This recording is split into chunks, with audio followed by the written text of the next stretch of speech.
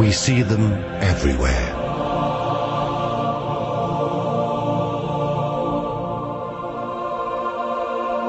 They are all around us.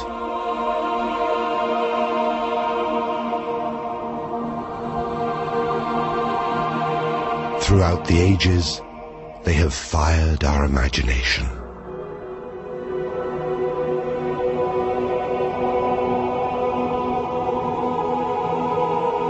They are guardians there to protect and advise us. They are also messengers, there to bring news.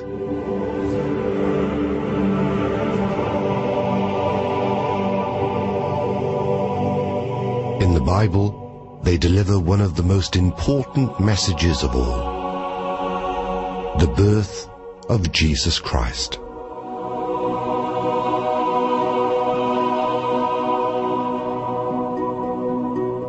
They remain our most popular Christmas decoration.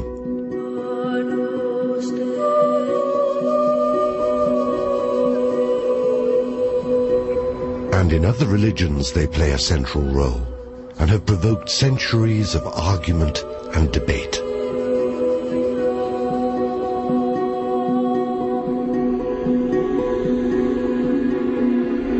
They are rooted in ancient cultures and civilizations.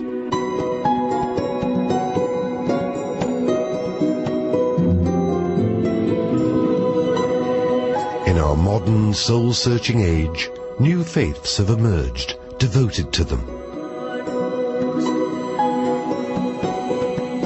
They have inspired some of the greatest works of art.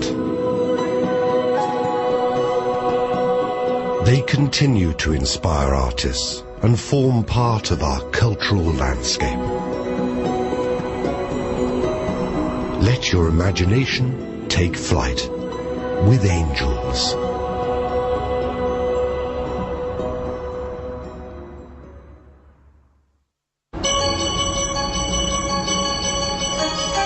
We start with the familiar, and the most familiar representations of angels appear at Christmas. They're on display everywhere, in shops, on cards. Children love them. Angels decorate our homes and our Christmas trees.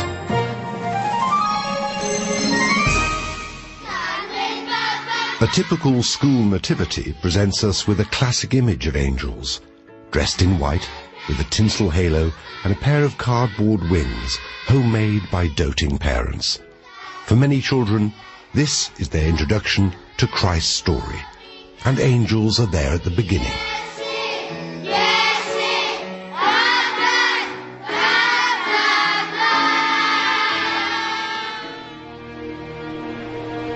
They appear at key events in the Bible.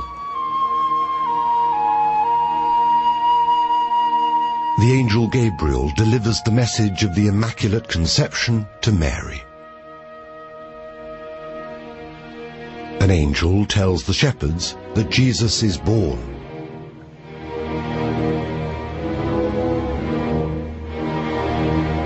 The Gospels tell us that angels are present at the crucifixion and the resurrection. They frame Jesus' life on earth.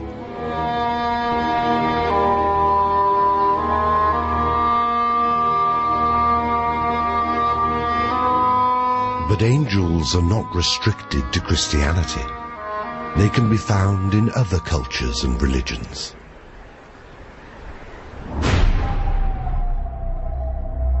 Gods and spirits in early civilizations were frequently portrayed with non-human characteristics, as animals with horns, with wings. Winged figures were shown with the pharaohs of Egypt, thousands of years before the time of Christ.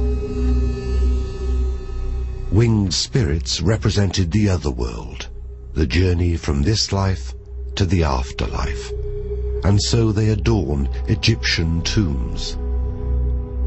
Already we see their symbolic and decorative function.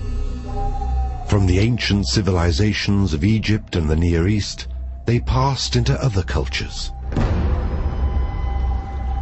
In the Greek and Roman world, depictions of winged beings really took flight. Greco-Roman culture was full of semi-divine beings who resembled, at least to look at them, our familiar angels. Nike, the winged symbol of victory. Eros, a winged child with bow and arrow. What is Hermes, the winged messenger of Greek myth, but not an angel with flying shoes?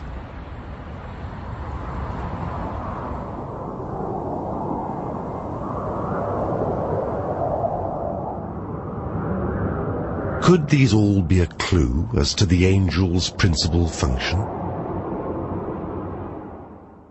Well, the Hebrew word that's used for angel, the root is malach, which means a messenger.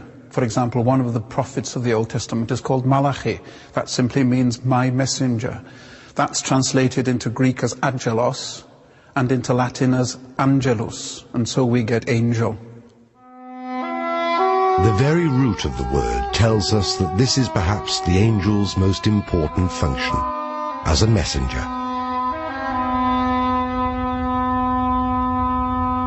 Perhaps the most celebrated messenger angel of all was Gabriel. In the Christian story, Gabriel tells Mary that she is to bring the Son of God into the world. Gabriel's name means literally God's hero.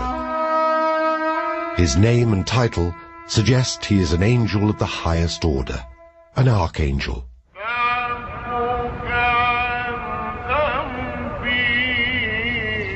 But this angel Gabriel is not restricted to the Bible. Gibril, or Jibrael, appears to Muhammad. Muhammad was meditating in a cave when Jibrael appeared and pronounced to him, Iqra, meaning read. He then recited to him the verses of the Quran, the holy book of Islam. Here too, Gabriel is entrusted with delivering the word of God, bridging heaven and earth. In the ancient world, people thought of the world in three tiers. Hell is at the bottom, the earth is in the middle, and heaven is at the top. And that was the unseen world, the world of God, that was heaven. So when they looked up at the sky, they thought of the unseen world. That world was populated. For us today, of course, we don't think like that, because when we look up there, we think of Star Wars and UFOs. But for the ancient world, it was full of beings, spirits, if you like, and those spirits came and visited us. They were all around us as well as up there. That's what the angels could do. They could come from one world to another. They could come from the third floor to the second. During the Middle Ages, an intricate hierarchy of heaven was established. It was depicted in detailed paintings and stained glass.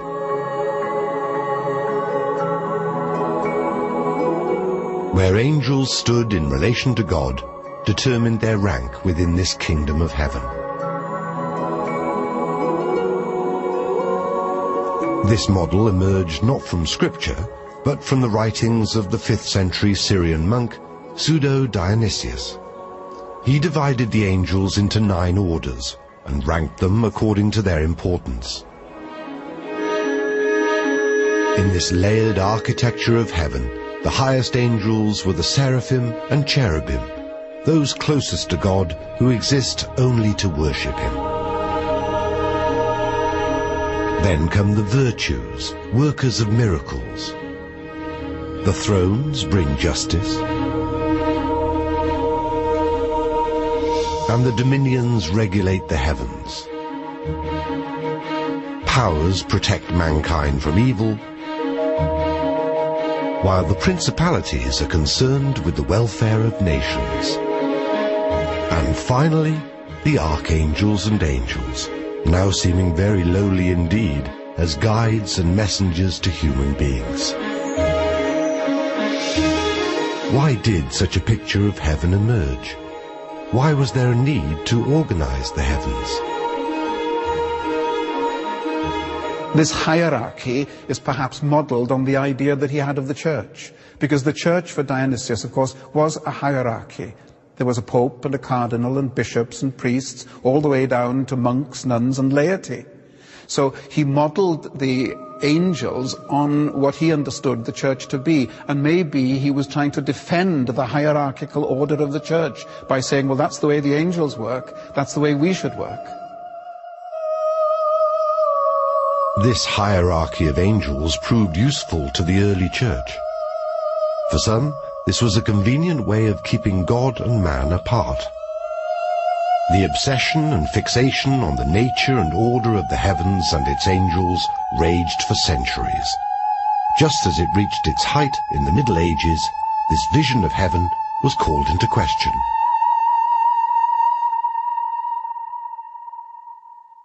Following Dionysius, you come then to Thomas Aquinas, who lived in the 13th century, a Dominican friar who wrote about angels. He was known, after all, as the angelic doctor.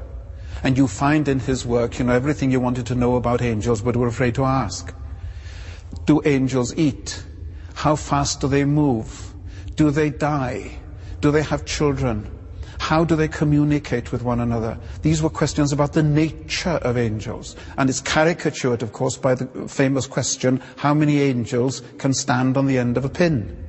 But in the 16th century, we have the Protestant Reformation. And the Protestant reformers were not at all keen on angels. Calvin said that's a waste of time. Go back to the scriptures, read what the scriptures say about angels. You won't find the nature of angels being discussed in scripture, but you will find their work being discussed. The biblical account of Gabriel's visit to Mary bears no visual description of the angel. Neither does Mary remark that she has seen an angel. Mary hears the angel. So how do we know what angels look like?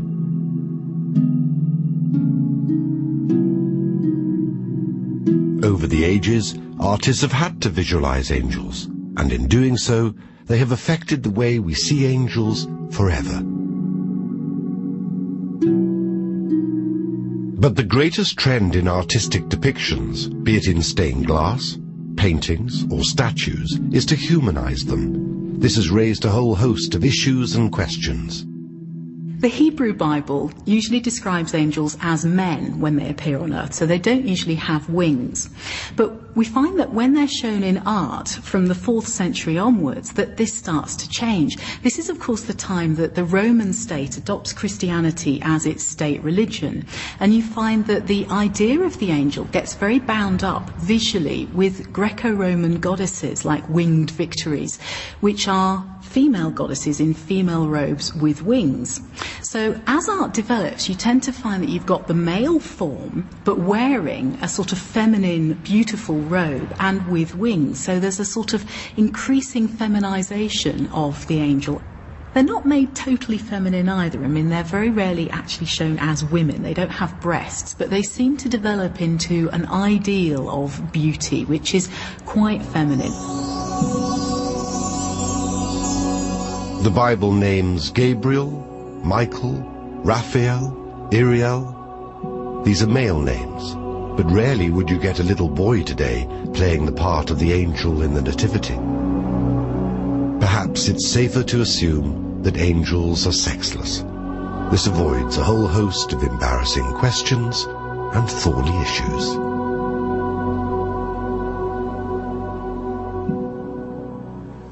Great Spirit, we ask for your love, your light. Today, angels are no longer restricted to organized religion. We ask for the room to be filled with angels. In some cases, they have bypassed religion altogether. Angel group meetings provide a new form of belief. Smell their fragrance. And most of all, know that they are here.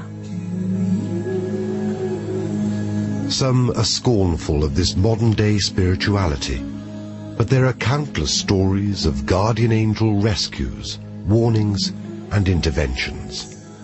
Angels are even said to have averted car crashes. I heard a voice say to me that we had to move from the fast lane into the slow lane. We were starting to go through the tunnel. Then we actually noticed there was a car that had stopped across both lanes. Now, we couldn't see that from where we were, But the angels could see, and they knew that had we been in that lane, travelling at the speed we were, well, I probably wouldn't be here to relay this story to you. I've seen angels and felt angels since I was about a 3-year-old. Yes. Never, ever doubt your angels are always with you. That's right. Always. As a human being, we need to have a reason for something. Maybe it's a scientist in us. We want to know that things can't just happen by coincidence, because if everything is a coincidence, then we have no control. If there's something there that we can ask for and that will bring help when we need it, then that gives us a comfort. Everybody needs to talk to their angels. The modern angel is a protector, a friend.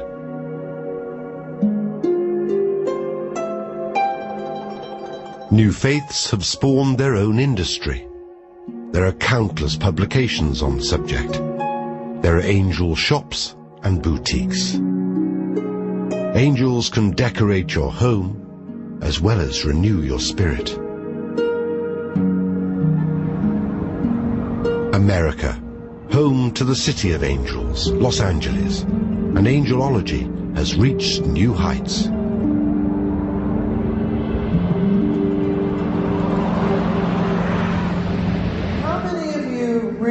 Get it. Here, mass angel seminars are held, where psychics use the power of angels to heal and cleanse. The prophets of the modern age? Oh, angels are absolutely real. I have no doubt. As a clairvoyant, I see them around every single person. What happens, though, is not everybody listens to their angels, or we wouldn't have any cruelty or evil or even problems in this world. My work involves writing the messages I get from the angels, and then I give workshops where I teach people that angels are real and do something called angel therapy, which involves helping people to release their fears, release toxins from their body and their mind, and just generally to feel better with the help of the angels. Archangel Michael, we ask that you cut any cords of fear, letting go of guilt, which Michael says is the lowest energy, which literally clips our wings.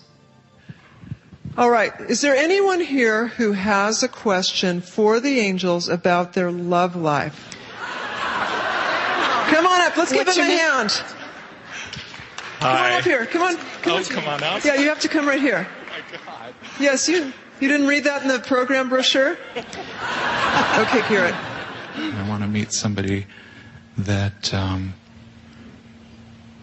that I can love and will love me back with the same energy and passion. God, I'm looking for somebody with passion, please. Passion's nice, yeah. Passion for life, passion for love, just passion. Beautiful. The angel is reaching for, it's supposed to be a star, but it's shaped like a heart.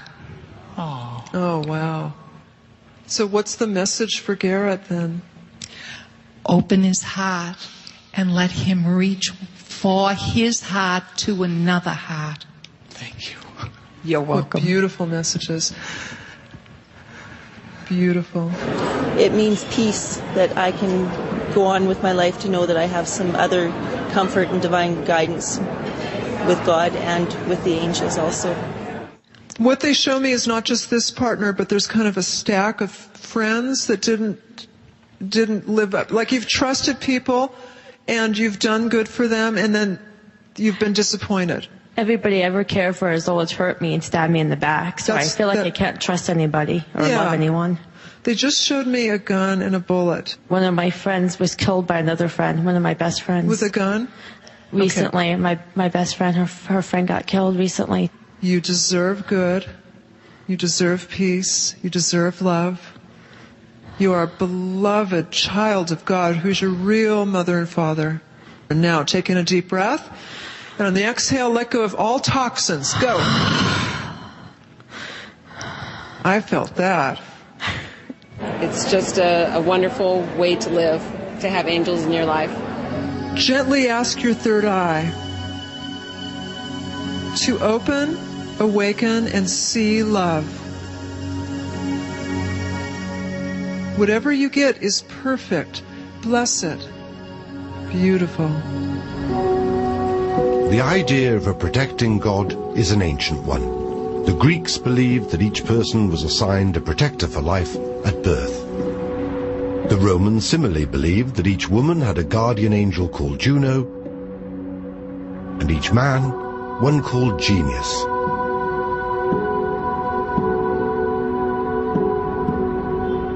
Jewish tradition has it that each person is accompanied through life by two angels, a good angel to guide them and a bad one to tempt them.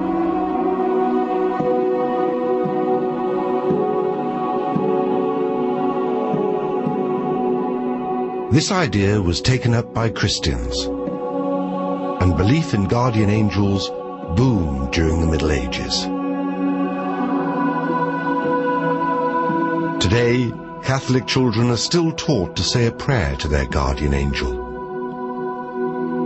Angiolino mio vicino, vieni presto, Signore Dio, fa che dormi compagnia da Gesù e Maria.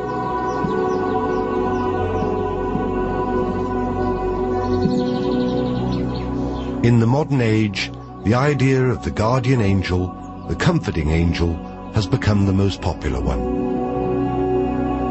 Angels adorn headstones in our cemeteries. They accompany us from this world to the next.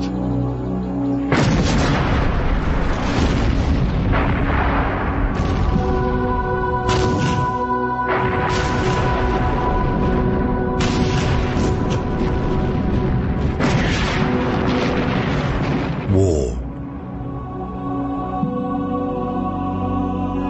And the desire to believe in a protective force is more powerful than ever.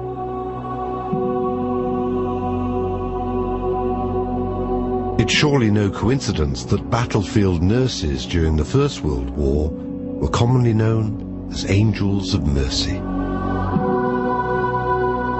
But angelic encounters of a more supernatural kind were not unheard of either. The scars of the battle still remain, an all too vivid reminder of past horrors. In August 1914, the British and German armies faced each other at Mons, Belgium. What followed was a fierce battle, culminating in the surprise victory of the British over their superior opponents. The odds had been stacked against them. Almost immediately, rumors circulated. Had there been some kind of heavenly intervention? In Britain, the press leapt on the story of the victory. There had been reported visions of angels, a savior for the troops.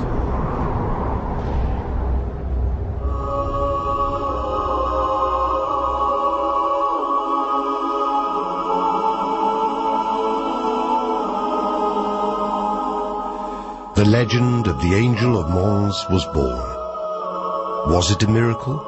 A sign of divine intervention on the side of the Allies? Or had the truth lost out to myth? Belief can often be stronger than fact.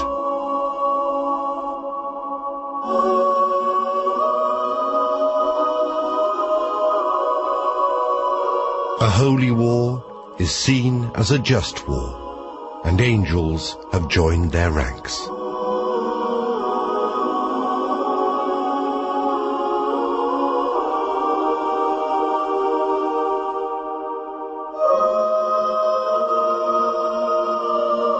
And leading the heavenly armies, we find one general in particular, the Archangel Michael. His name means who is as God, and this name was the war cry of the heavens in the battle between good and evil. He's been adopted by many as a symbol or mascot. At Castel Sant'Angelo in Rome, Michael casts his protective gaze over the eternal city, standing guard, ready to defend its people. The Archangel Michael is shown as a warrior angel. He's often shown wearing armour and is intended to be quite an imposing figure. This is someone who is vitally involved in the battle against the devil, and he needs to look like someone who actually can protect humankind. Often paintings show him defeating the devil, trampling on him, or having cut off his head, and it's very explicit so that we know he's out there fighting for us. Michael is also often shown with a set of scales. He uses these to weigh the souls of humankind in the balances. They're actually weighed against little devils to decide where that human soul will go, to heaven or hell. Michael's role as protector of the forces of good was echoed in the 1950s, when Pope Pius XII made him patron saint of policemen. Michael is the ultimate protecting angel. But what kind of protecting role do angels have in today's culture? In Gateshead, in the north of England, stands a very imposing protector. Anthony Gormley's sculpture, the Angel of the North. The northeast of England is very much about regeneration. It has been for decades, and I think you can really put the angel as a milepost for regeneration. The people of the area have taken it to their hearts. It is symbolic. They always see it when they're coming back on the train or on the road on the A1. They see it as a welcoming sign back to Gateshead, back to Tyneside, back to the northeast of England. And it's interesting that if you had asked a child in this area 10 years ago to draw an angel, they probably would have drawn an angel with feather wings. Today, they probably draw an angel with steel wings. So it's actually changed what has become a traditional image. Angels don't only protect individuals and armies, but whole regions. From Rome to Gateshead, winged figures watch over us.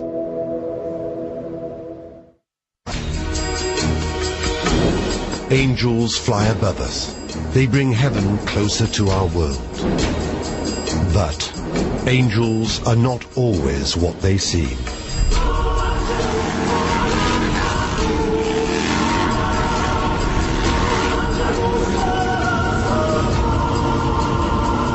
Young American soldiers returning from the Second World War established one of the most notorious clubs in the world. We're part of society that doesn't fit in with the rest of society in a mainstream concept. There's an underworld wherever you go on this planet. When the veterans came back from World War II, members of the bomber wing and the paratrooper wing were a little displaced, probably didn't feel like they fit in too well, and continued the camaraderie and brotherhood that they had developed flying missions over Europe. If you speak to anybody that goes through a period of time in their life when life's value doesn't seem to hold much value. Back in those days, they didn't have names for it. Nowadays, you can sit down and talk to a psychologist and come up with all types of different theories and ideas. But these guys were patriotic, courageous men. Rebellion is what initially drew me to the Hells Angels. We've been bombed, had hand grenades thrown in here, been gunfights out in the street. We've been the target of state and federal, prosecutions, which all started out as a big bang. And the name itself is a huge statement.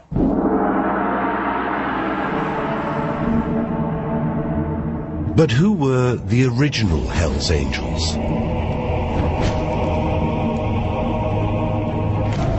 These are the fallen angels, and the accounts of angels falling are full of sex and violence. In one account, Lucifer is jealous of God's love towards Adam and leads a revolt against him. The concept of a fallen angel is based, of course, on Scripture. The first letter of Peter talks about God punishing sinful angels by sending them down into hell. There is a tradition also that angels had intercourse with humans, and that didn't please God. There's the story in Isaiah of the fall of Lucifer. Lucifer was a good angel, the bearer of light. That's what his name means. But because he disobeys God and he becomes proud, pride is the problem, he tries to get as good as God, he is thrown out of heaven. The ultimate Hell's Angel is, of course, the devil. The name is thought to have come from the Greek words for throw out and spirit, diabolos and demon. In the Roman world, they became synonymous with evil forces and entered Christian writing as a dark and negative spirit. In the Bible, the devil is portrayed as a serpent or dragon, the leader of all the fallen angels. He's the tempter of Adam and Eve, and later of Christ himself. In the Quran, he's better known as Al-Shaitan, the classic tempter. Through frightening visual representations, the devil and fallen angels have haunted our imagination. The easiest way that artists have been able to depict the differentiation between good and evil angels is quite simple. It's quite an easy trick to do. You just change the color, give him horns, protruding eyes, and sometimes add a tail. The thing immediately becomes evil and sinister. Angels invoke terror and fear, and the good angels can be just as frightening as the bad. Angels can be quite frightening. Martin Luther, for example, prayed that he would never meet an angel. And when you look at the Bible stories, you can understand that. When Jacob, for example, saw the ladder from heaven to earth and angels going up and down on it, he was terrified. And he said, this is a place of fear. This must be the house of God. But fear comes into it.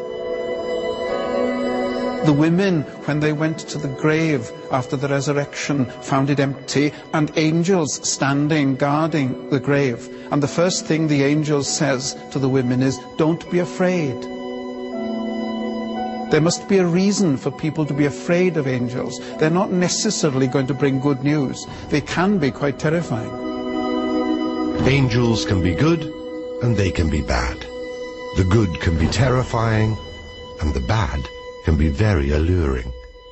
Misconceptions abound.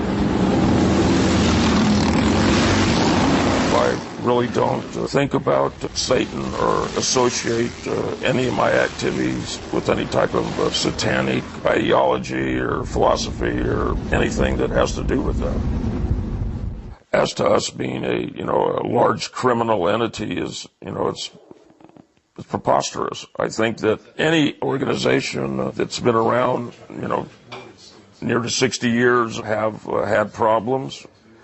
We do activities all the time for people. We are an intricate part of this community, whether the City Fathers want to realize it or recognize it. I find that Hell's Angels can be very benevolent.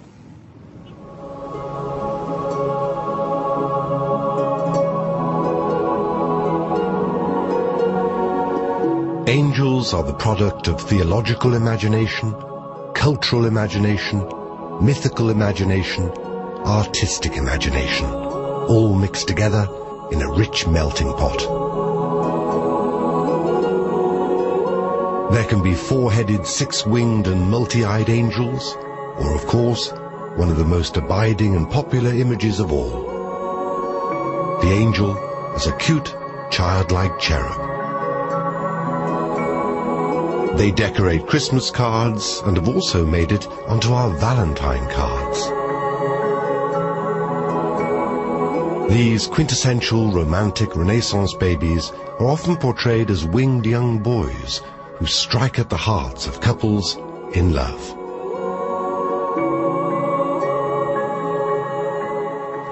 Allora, gli angeli vengono rappresentati nel Rinascimento come bambini perché appunto c'è questa ricerca del bello ideale, e i bambini sono l'emblema delle proporzioni tornite, comunque armoniose, dove la muscolatura non è così accentuata, e quindi la pittura può realizzare dei passaggi chiaroscurali molto delicati, e poi comunque la tenerezza per eccellenza, la visione del bambino, e quindi la figura angelica rappresenta un po' l'iconografia ideale nel bambino.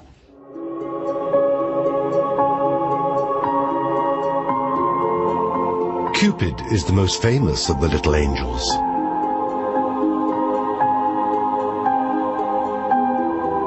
He is portrayed as a frolicking child, innocent and mischievous. But he carries a deadly weapon. The most dangerous thing in his possession, in fact, was the bow and the arrow, and they could be used to pierce the heart of anybody. And therefore, he could do it surreptitiously, because you weren't conscious of a child having this power.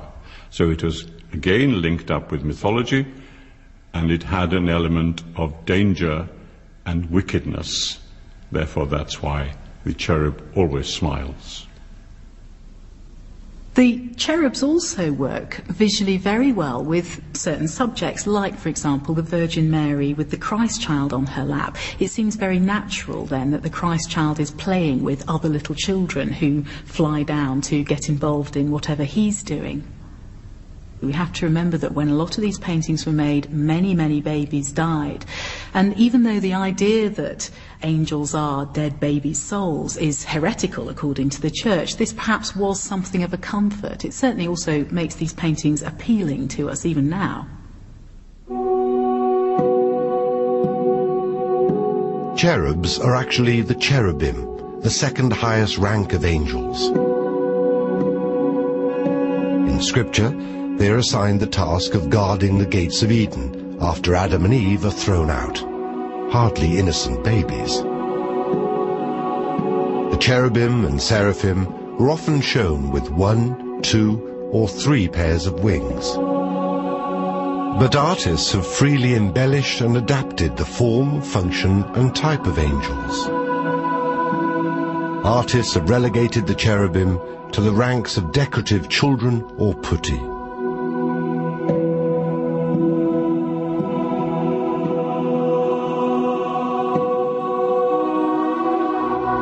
Over time, we have grown comfortable with this image of angels as perfect, youthful beings, babies, without the human flaws of flesh and blood.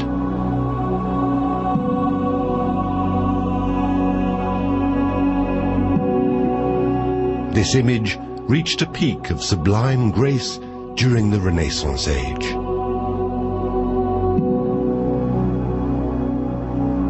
The angel became increasingly ornamental, decorative, and cute.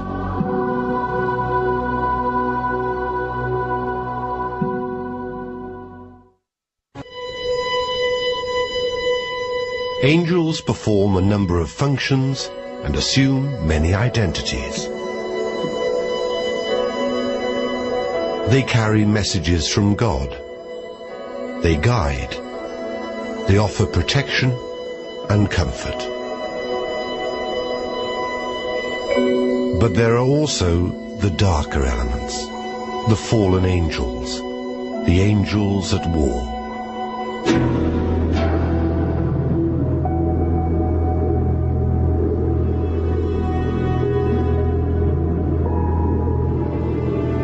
Whether it's Caravaggio's ethereal beings or Antony Gormley's Angel of the North, they seem to have one thing in common: wings.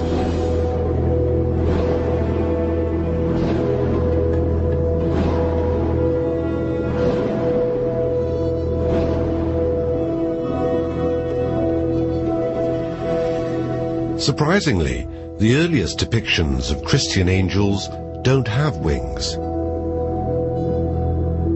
These are images in the catacombs of Rome, dating from the 2nd century AD. there was little means of identifying such beings as angels. Not until the 5th century did Christian angels begin to be regularly depicted with wings. And from then on, they would rarely be found without them. I think angels have wings for 2 reasons.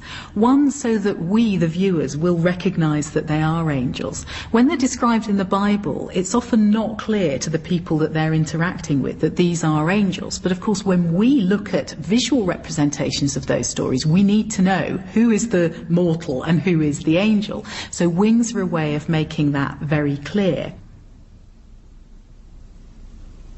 Wings are also a really marvellous way for artists to give vent to their wildest imaginings. They can be quite naturalistic and look like birds' wings, or they can be fantastic, flowing curls and really extraordinary creations. So I think artists love the angel's wings because they can go so far with them.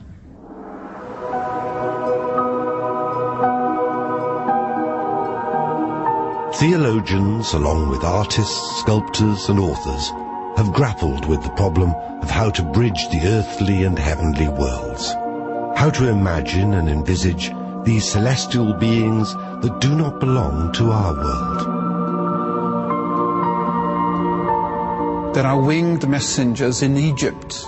There are winged messengers in Greece and Roman mythology. So it wasn't anything new. The gods had angels with wings. And maybe that was the best way of transport. After all, if you believed in the 3-tiered universe, how do you get from one place to the other? How do you get from heaven to earth? Well, the quickest way to do it was by flying. So angels are depicted with wings. Does the fact that angels have wings reflect our own aspirations to fly? After wings, the most frequently depicted feature is the halo, a nimbus, a circular crown of light denoting holiness. Another convenient way for artists to draw attention to the divinity of angels and to distinguish them from humans.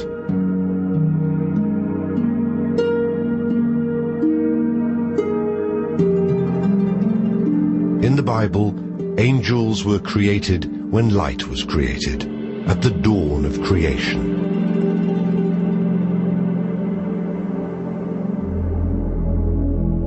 Italy, the cradle of the Renaissance, and angels are everywhere. Christian kings, emperors, religious orders, and wealthy merchants generated a massive angel industry. Le principali caratteristiche del Rinascimento nell'arte e nell'architettura vedono lo studio, la ricerca nei gesti, nei colori, nelle espressioni, della ricerca del bello ideale. Vengono rappresentati da autori importantissimi come Raffaello, Leonardo, Michelangelo, nelle varie sfaccettature dell'arte, nell'architettura, nella pittura, nella scultura. C'è un ritorno alla bellezza ideale dovuta anche allo studio approfondito che in questi anni viene dato all'antichità. The Renaissance is a time when there are all sorts of wealthy and influential people that have got money to spend who are commissioning so many paintings. And some of it is about meaning, but some of it is about showing off and just having fantastic things to put on the walls of the palace that you're just building. They also wished for status. Statues and various other artifacts were being discovered, and they wanted copies of them. The easiest way to do it was to employ artists or sculptors to make exact copies of these things. The artists did what they were told. There was no thing such as creativity. It was repetition of earlier art. Therefore, they could rule and tell you exactly what they wanted to do. There was, in some cases, a political element as well, especially the Medicis. The Medicis used artists not only to produce beautiful pictures, but also to convey their political status. One artist in particular stands out, Caravaggio. His angels are painted with an extraordinary degree of realism. The ordinary everyday people who modelled for him were the basis for these sacred figures. Anche nella figura di San Matteo e l'Angelo, del dipinto che fa parte della serie della chiesa di San Luigi di Francesi, l'Angelo interviene direttamente nella scena rappresentata, tanto che la prima opera realizzata da Caravaggio, appunto rappresentante San Matteo e l'Angelo, fu rifiutata dagli ecclesiastici perché l'Angelo aiutava direttamente San Matteo direttamente nell'azione dello scrivere.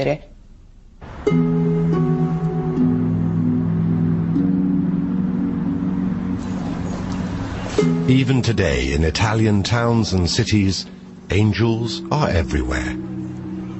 The angels of Botticelli, Raffaello and Michelangelo remain as marketable as ever.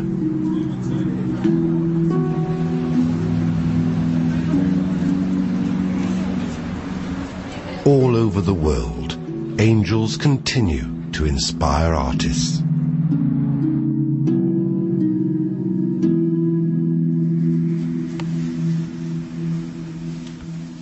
The reason for coming somewhere like this, to draw and to look at the angels that have been carved here and placed high up in the chapel there, is feeding the imagination. The subject is an interesting subject, in a sense, because we've created them somewhat in our own image. And it's that looking at ourselves, or at a better version of ourselves, which is one of the attractions that angels have to us all, that here is a human being in a more idealized state than we are. Perhaps we have athletes in the same way in this day and age, and models and film stars and pin-ups in the same way that people in the past had angels. They are, in a sense, more than people that we look up to.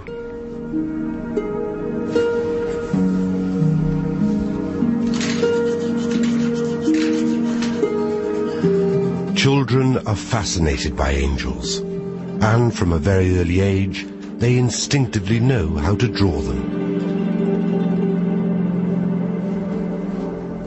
With wings, a halo, white robes, and with light.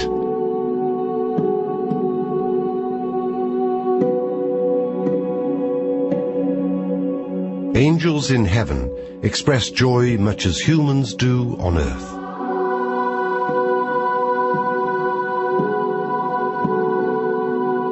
By singing, dancing, and playing music.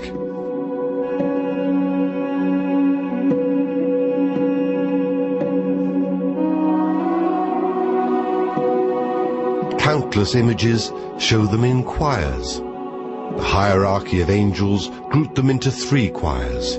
Again, this was proof of an organized, tiered structure in heaven. The joyful, harmonious choirs of angels sang in praise of God, with one voice, one sound.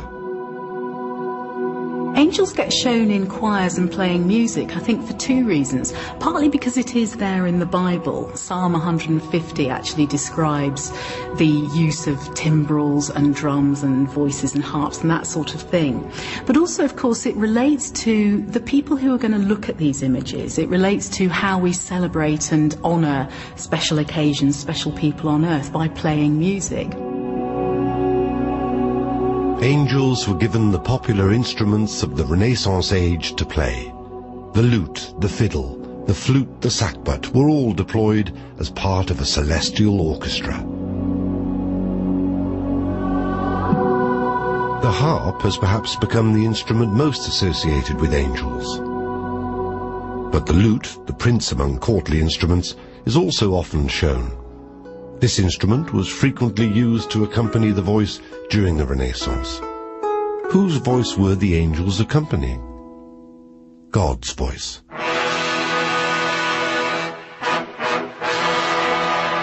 But just as angels could deliver bad as well as good news, so the music is not always something we want to hear. Gabriel, it is said, will announce the last judgment with an apocalyptic trumpet blow. It will hardly be a comforting sound.